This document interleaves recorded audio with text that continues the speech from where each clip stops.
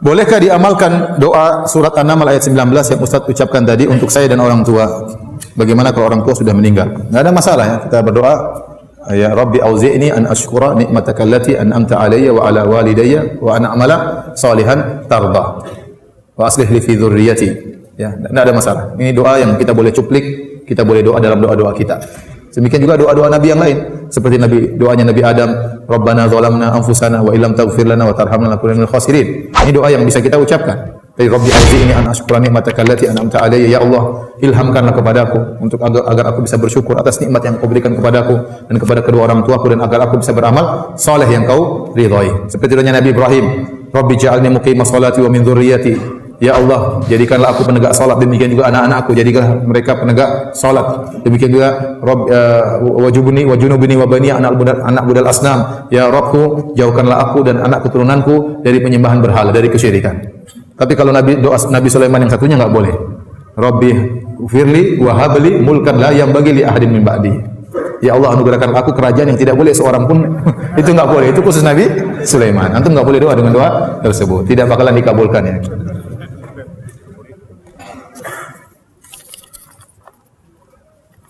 Ustaz, bolehkah kita bekerja sama dengan jin? Habiskah manusia untuk diajak kerja sama?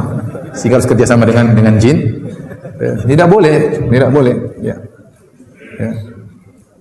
Ya ma'syaral jinni qad istamta'tum minal ins wa qala awliya'uhum minal insi rabbana istamta'a ba'duna bi ba'dhin wa balaghana ajrana alladhi ajjalta lana. Ya. Pada hari kiamat kelak Allah akan mengumpulkan manusia dan jin. Maka Allah berkata, wahai jin sekalian, sungguh kalian telah telah banyak menyesatkan manusia.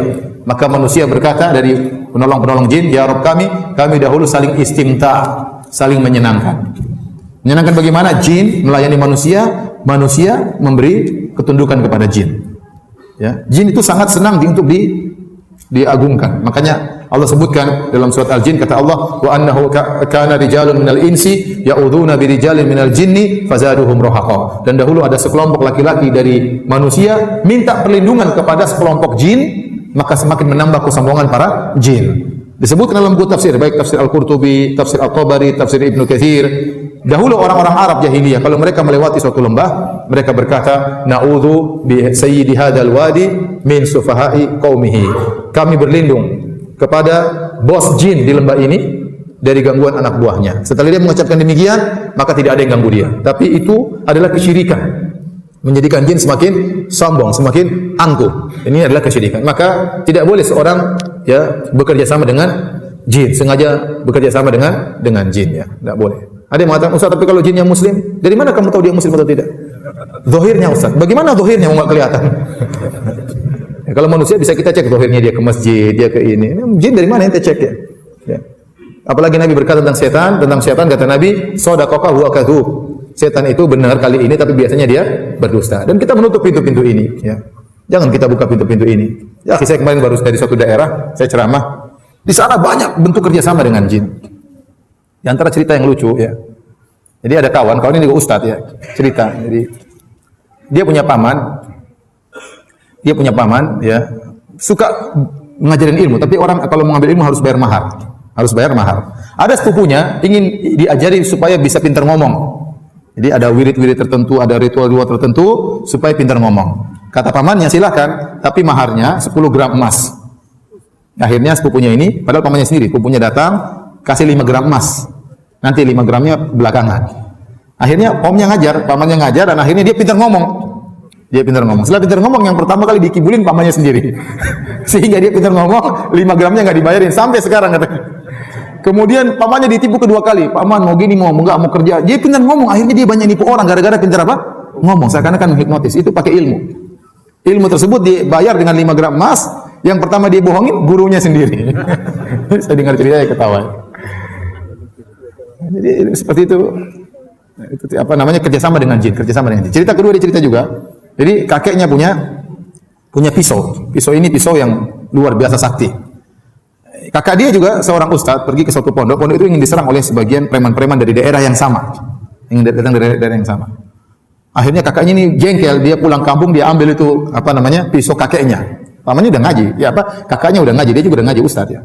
Dia bawa pisau tersebut, Pas tiba-tiba preman-preman tersebut datang dari kampung yang sama, dia bilang, kalian mau lawan saya? Ini pisau saya ambil dari kampung saya. Ayo, berani nggak? Nggak ada yang berani. Nggak ada yang berani. Takut sama pisau tersebut. Akhirnya pisaunya lupa dia bawa pulang. Kakeknya di kampung sakit-sakitan, gatal-gatal, bengkak-bengkak. Kata dia, mana itu pisau? Tidak dikasih makan. Saya kesakitan sekarang. Suruh bawa pulang. Subhanallah. Jadi seperti itu. Jadi jinnya harus dipelihara harusnya. Khodam dipelihara, dikasih mahar, dikasih macam-macam, ada wirid-wirid tertentu. Ini semua wirid-wirid bid'ah yang tidak pernah diajarkan oleh Nabi sallallahu alaihi wasallam.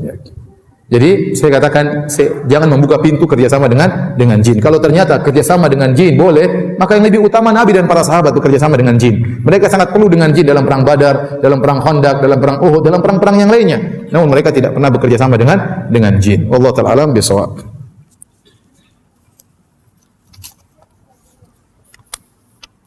Ustaz, negeri Sabah itu di mana ya Ustaz? Ada yang bilang negeri Sabah itu dikuasai Ratu Bilqis itu di Indonesia. Ini malu-maluin ya, malu-maluin. Katanya Raja Sulaiman tuh Sulaiman. Enggak nyambung ya, subhanallah. Katanya Haikal Sulaiman tuh Borobudur.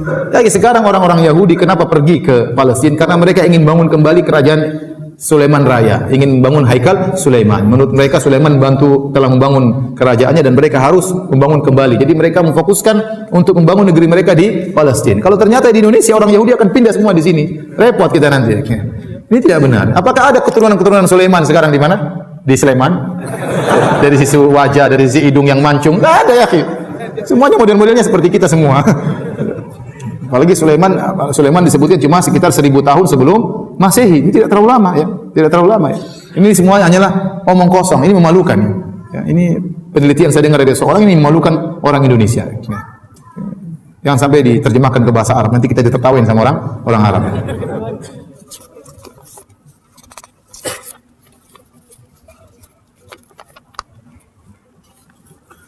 Ini ada bertanya, apakah iblis termasuk jin dan syaitan? Jadi iblis, ada istilah iblis, ada jin, ada syaitan. Makhluk, ya, ada 3. Jin, manusia, malaikat. Jin, manusia dan apa? Malaikat. Manusia ada 2, ada manusia baik, ada manusia yang buruk. Manusia buruk disebut juga syaitan. Manusia buruk disebut juga apa? Syaitan. Syayatinal insi wal jinni, kata Allah, syaitan jin manusia. Jin pun demikian, ada jin baik dan jin buruk. Jin buruk namanya apa? Syaitan. Jadi syaitan itu untuk yang buruk, baik dari kalangan manusia maupun kalangan jin. Adapun iblis salah satu dari jin. Yang iblis inilah satu-satunya jin yang ditunda kematiannya. Dia yang masih hidup sampai sekarang. Umurnya entah sudah berapa puluh ribu tahun ya. Tapi kalau jin-jin yang lain mereka mati sebagaimana manusia. Itulah iblis, itulah jin, itulah apa? Manusia.